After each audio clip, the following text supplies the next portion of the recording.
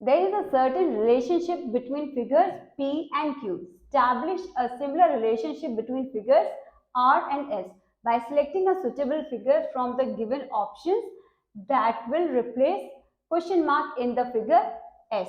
So here you need to replace this question mark for the figure S. You have to replace this question mark with one of these options given below.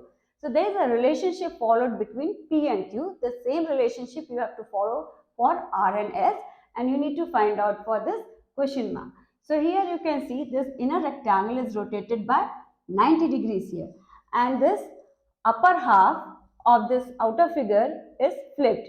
Similarly, the lower half is also flipped. So you get this figure.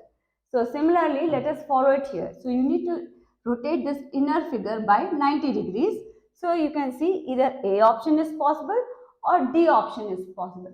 Now from the center you need to flip it. So you will get an image like this. This part is here and this part is shown here. Whereas this does not have this smaller part here. It is missing. Moreover, when you flip it back, you will get a quadrilateral here. And when you flip this image back, you will get a hexagon. So the correct option is D option.